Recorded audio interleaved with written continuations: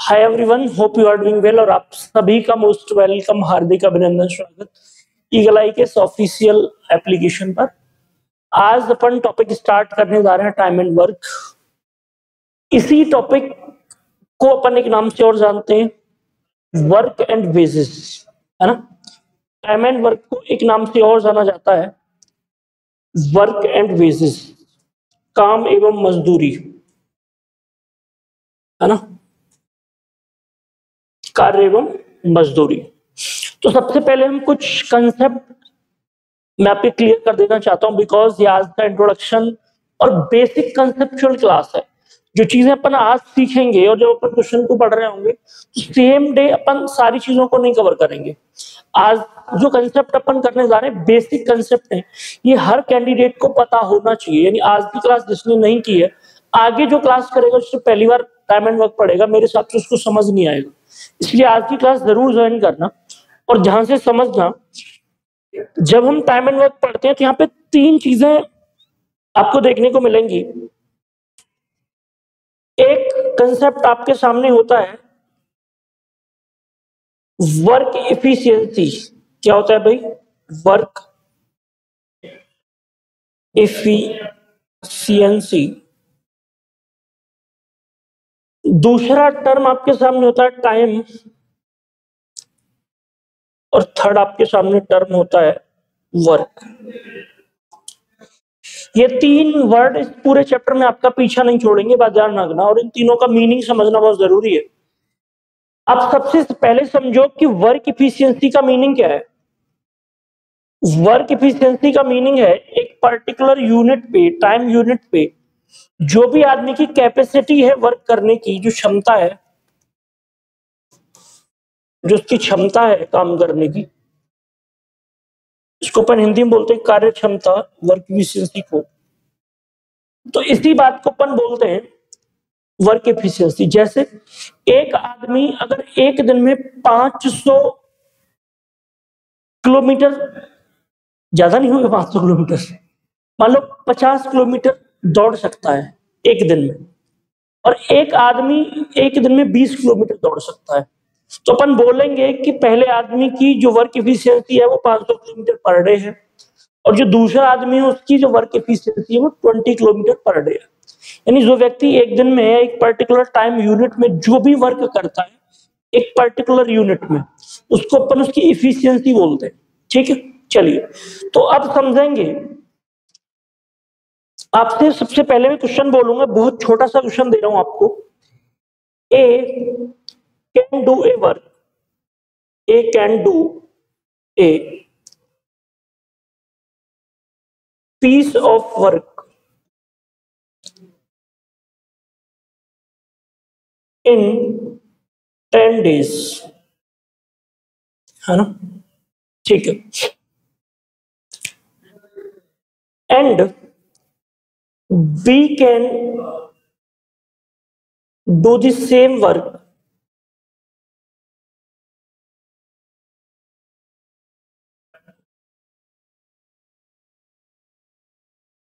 in 15 days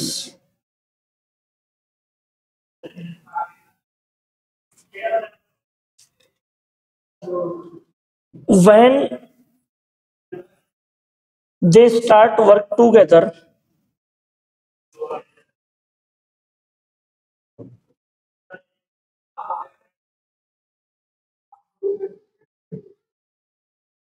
How much time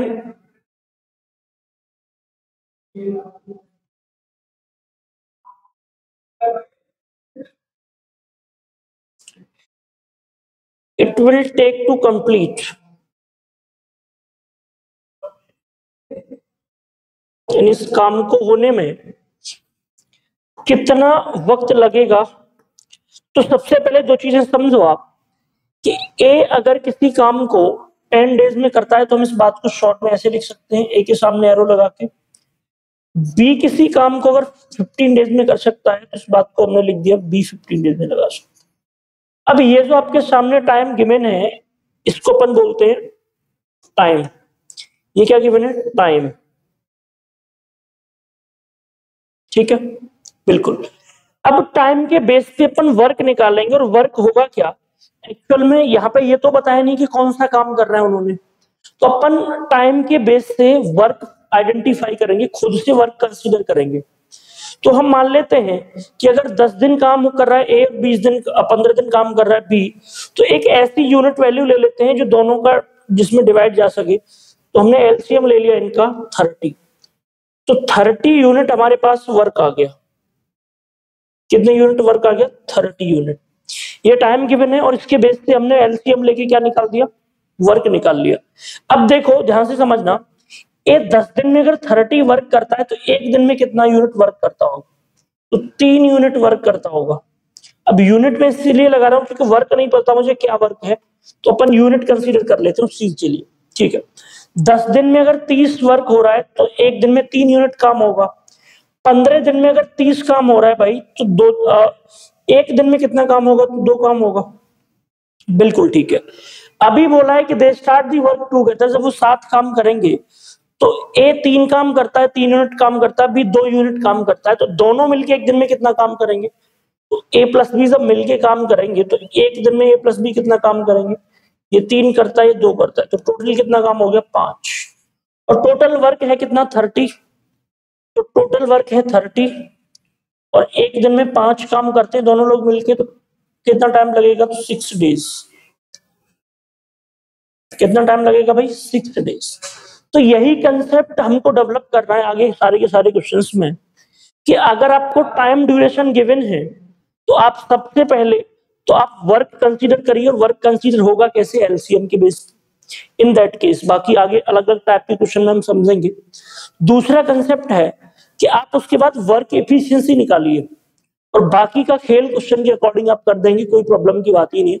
I can understand, है ना?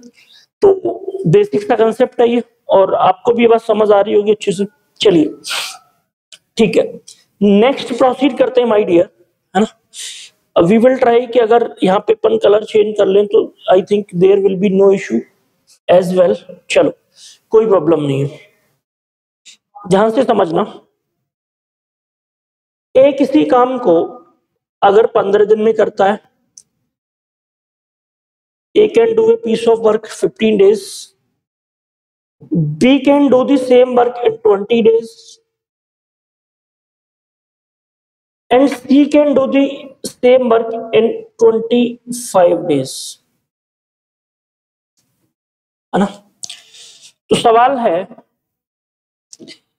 कि A plus B plus C जब तीनों काम करेंगे तो सेम काम को कंप्लीट होने में कितना टाइम लगेगा, ये बात आपने बतानी है। तो मैंने आपको अभी समझाया कि इन तीनों की तीनों यूनिट वैल्यू का आपको क्या पता होना चाहिए? एलसीएम पता होना चाहिए, हाँ या ना? बिल्कुल ठीक बात है। तो 15, 20 और 25 का एलसीएम निकलेगा कैसे?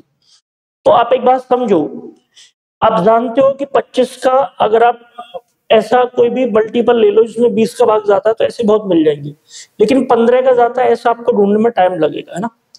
तो आप एक बात समझो बेसिक, हालांकि जानते हैं आप एलसीएम निकालना, लेकिन फिर भी बता देता हूँ।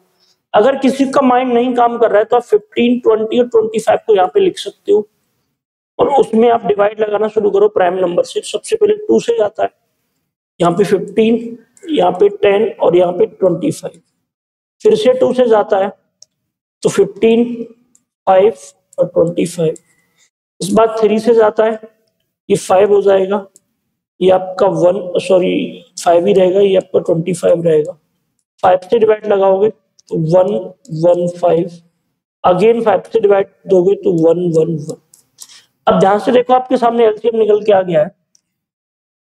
25 या 75 दूनी 150, दूनी 300, तो 300 आपका जो एलसीएम निकल के आया है, इस 300 को हम क्या कंसीडर करेंगे? वर्क। क्या निकल के आया? वर्क।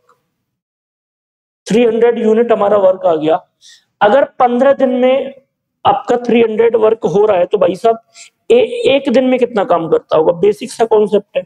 तो ए द्वारा एक दिन में काम होता होगा 20 यूनिट, बिकॉज क्योंकि 15 दिन में 300 काम हो रहा है, तो एक दिन में ए कितना काम करेगा? 20 यूनिट काम करेगा, तब जाके 15 दिन में 300 हो पाएगा। सेम केस बी अगर 20 दिन में 300 काम करता है, एक दिन में कितना काम करेगा? 15 काम करेगा। बिल्कुल ठीक है।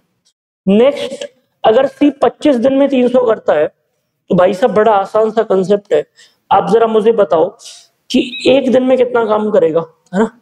तो भाई साहब 12 काम करेगा। यहां तक कंसेप्ट क्लियर हो गया? बिल्कुल ठीक है। अब आपसे पूछा है कि ए प्लस बी प्लस सी तीनों मिलके इस काम को कितने दिन में करेंगे माय डियर, बेसिक सा कंसेप्ट है। अब इस बात को समझना भाई, तो 300 में अपन ने क्या करा, अब देखो तीनों से काम करवाना है, तो ए कितना काम करता है, 20, 15 और 12, तो 20 और 15 कितना हो गया, 35, और 2 37, 10 47। ठीक है, ठीक है, तो 47 काम है एक दिन में होगा और 300 काम करवाना है। तो आप मुझे बताओ 47 से अगर तुम डिवाइड लगाओगे तो कितनी बार जाएगा, तो यू नो वेरी वेल कि 50 अगर डिवाइड लगाओगे तो कितनी बार जाता है, 6 बार जाता है। 47 का भी 6 बार जाएगा और बचेगा कितना, 3 कम है तो 6 18 बचेगा ना, डिवाइडेड बाई 47। इसमें भी एक बार क्रॉस चेक भी कर लेना। तो आई थिंक यहाँ तक कोई कंसेप्ट प्रॉब्लम नहीं होगी, इतने दिन आप उसको लग जाएंगे तो वो तीनों मिलके काम करेंगे साथ साथ। ठीक है, 6 सही 18/47 डेज वहां पे लग जाएंगे। एक्चुअल में इस केस में ना पॉइंट में मत लेके जाना, जो भी अगर मान लो डिवाइड देने के बाद अगर कंप्लीट कंडीशन नहीं बन रही है डेज की, तो आप अपॉन में रख लीजिएगा, फ्रैक्शन फॉर्म में रख लीजिएगा, पॉइंट में कन्वर्जन ना करें प्लीज। चलिए अगला क्वेश्चन ध्यान से समझिए, सेम पैटर्न पे क्वेश्चन और ले रहे हैं अपन। A can do a work in 12 days, B can do the another work in 18 days, C can do the same work in 24 days। ठीक है, आपसे बोला है A प्लस बी प्लस सी तीनों अगर काम को करते हैं तो काम कितने दिन में होगा, ये बात आपने बतानी है। तो मैंने आपको अभी बताया कि डेज के बेसिस पे अपने को सबसे पहले वर्क कंसीडर करना है। जब तक आप अगर वर्क कंसीडर नहीं कर पा रहे हैं इट मींस तो प्रॉब्लम है फिर, है ना? तो कैसे करेंगे, तीनों का एलसीएम ले लेते हैं या फिर कोई ऐसा नंबर जिसमें तीनों से डिवाइड जाता है, तो 12, 18 और 24 अकॉर्डिंग टू मी, है ना? 72 विल बी द सेम, ऐसा नंबर होगा अकेला, इसी को अपन वर्क बोलेंगे जिसमें इन तीनों से डिवाइड जाता है। तो 12 छिक्के 72 होते हैं 72, 18 चौके 72 होते हैं 24 तिया 72। ठीक है, अब 72 वर्क कितने आदमियों से करवाना है, तीनों से एक साथ करवाना है। तो तीनों से एक साथ करवाओगे तो 6 और 4 10 और 3 13, तो 72 वर्क करवाना है 13 से, तो 13 पंजे 65, है ना? 13 छिक्के 78 ज्यादा हो जाएगा, 13 पंजे 65, बचेंगे कितने, 7/13, 5 सही 7/13 दिन लग जाएंगे to complete the work by A B C together. Concept clear हुआ? तो हमने जो अभी तक सीखा वो केवल इतना कंसेप्ट सीखा कि ये जो पैटर्न है आपके सामने, इसमें कुछ नहीं, तीन ही बातें हैं। टाइम आपको गिवन होता है, हाँ या ना, ये बात आपको गिवन होती है। इसके बाद आप वर्क फाइंड आउट करते हैं और वर्क के बेस पे आप एफिशिएंसी निकालते हैं। क्या निकालते हैं, एफिशिएंसी, और एफिशिएंसी के बेस पे आप कैलकुलेट कर देते हैं जैसे क्वेश्चन बोल रहा होगा। हमने क्या करा कि तीनों के डेज दे रखे हैं, अब इसके बेस पे हमने टाइम निकाला, टाइम होता क्या है, तो एलसीएम या फिर कोई भी ऐसा नंबर जिसमें इन तीनों से डिवाइड जा सके। अब यहाँ पे डिवाइड देके पता कर लेंगे कि एफिशिएंसी कितनी आती है। तो 12 दिन में अगर 72 काम होता है तो एक दिन में 6 वर्क होता होगा, अगर 18 दिन में 72 काम होता है तो एक दिन में 4 यूनिट काम होता होगा, अगर 24 दिन में 72 यूनिट काम होता है तो एक दिन में 3 यूनिट काम होता होगा। तो तीनों को आप ऐड करेंगे तो आपको तीनों की निकल के आ जाएगी। टोटल वर्क 72 आपने करवाना है, तो 13 से आप डिवाइड लगाएंगे तो 13 पंजे 65 और 7 आपका 72 होता है, 13। That is clear concept. चलिए आगे चलते हैं, नेक्स्ट चीजों को समझने की कोशिश करते हैं। ये क्वेश्चन बड़ा प्यारा है, ए प्लस बी किसी काम को 30 दिन में करते हैं भाई, ठीक है। बी प्लस सी किसी काम को 45 दिन में करते हैं, और सी प्लस ए किसी काम को 60 दिन में करते हैं। ये डेज में टाइम गिवन है आपके सामने, है ना। अब ध्यान से समझना, क्वेश्चन बड़ा प्यारा है, इसको हल्के मत ले जाना। तो आपसे पूछा है 4 क्वेश्चन आपको बताने, अलोन ए, है ना, अलोन ए इस काम को कितने दिन में करेगा, अलोन बी इस काम को कितने दिन में करेगा, अलोन सी इस काम को कितने दिन में करेगा, and A plus B plus C together इस काम को कितने टाइम में करेंगे। There are the 4 question here, है ना। इस बात को समझने की कोशिश कीजिएगा और जवाब दीजिएगा। तो अपन चलते हैं और अपने जो बेसिक कॉन्सेप्ट हमने बिल्ड करे अभी तक, इसी का इस्तेमाल करेंगे सॉल्व करने के लिए। तो समझेंगे जरा कि 30, 45 और 60 के केस में एलसीएम क्या रहेगा। तो यू नो वेरी वेल कि 180 is the number where you will divide when by 30 and 45 and 60 will get the complete divide and got the zero remainder in case, ठीक है। 30 से डिवाइड दोगे तो 6 टाइम्स आएगा, तो एफिशिएंसी 6 निकल के आ गई।